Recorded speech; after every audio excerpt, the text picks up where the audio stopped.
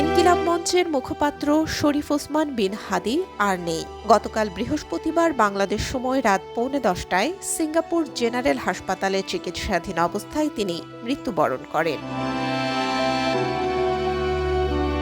হাদির মৃত্যুর বিষয়টি গতরাত 10টার দিকে নিশ্চিত করে ইনকিলাব মঞ্চ।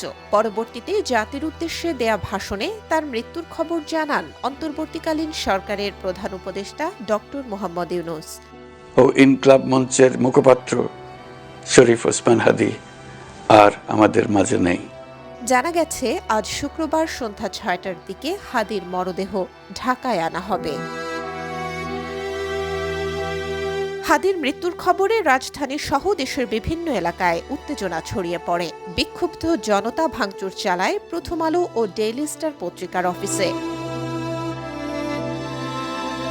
শরীফ ওসমান বিন হাদি আসন্ন ত্রয়োদশ জাতীয় সংসদ নির্বাচনে ঢাকা ৮ আসনের সম্ভাব্য স্বতন্ত্র প্রার্থী ছিলেন। গত 12 ডিসেম্বর নির্বাচনী প্রচারণায় অংশ নিতে তিনি ঢাকা ৮ এলাকায় অবস্থান করেন।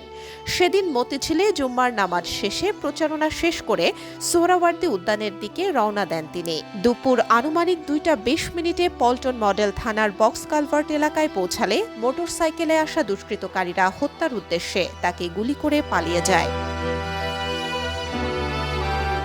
গুরুতর আহত অবস্থায় প্রথমে তাকে ঢাকা মেডিকেল কলেজ হাসপাতালে নেওয়া হয়।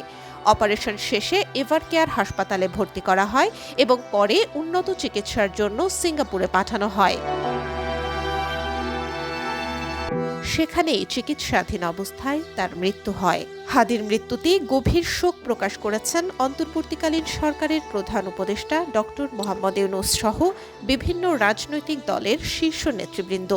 ঘটনাটি ঘিরে দেশজুড়ে শোক ও ক্ষোভ বিরাজ করছে। Desk report, B News 24।